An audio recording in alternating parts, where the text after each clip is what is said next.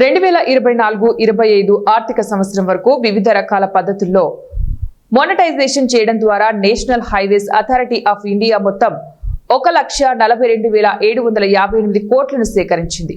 ఈ సమాచారాన్ని గురువారం కేంద్ర రోడ్డు రవాణా రహదారుల శాఖ మంత్రి నితిన్ గడ్కరీ పార్లమెంటులో వెల్లడించారు. ప్రభుత్వం హైవే ఆస్తులను toll operate and transfer infrastructure investment trust securitization ద్వారా ప్రాజెక్టు ఆధారిత ఫైనాన్సింగ్ అనే 3 పద్ధతుల ద్వారా మానిటైజేషన్ చేస్తుందని అన్నారు.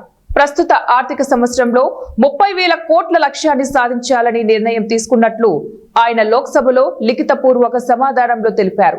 2024-25 వరకు సేకరించిన మొత్తంలో టీఓటీ 48,995 కోట్లు, ఐఎన్విఐటి 43,638 కోట్లు, సెక్యూరిటైజేషన్ ఖాతాలు 50,125 కోట్లు అందాయని ఆయన లోక్సభలో ఒక ప్రశ్నకు లిఖితపూర్వక సమాధానంలో ఇచ్చారు.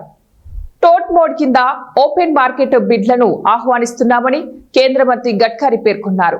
రోడ్ స్ట్రెచర్లను అత్యధిక బిడ్డర్ కు రాయితీ కాలానికి ప్రదానం చేస్తారని, వారి ఆఫర్ రిజర్వ్ ధర కంటే ఎక్కువగా ఉండాలని అన్నారు.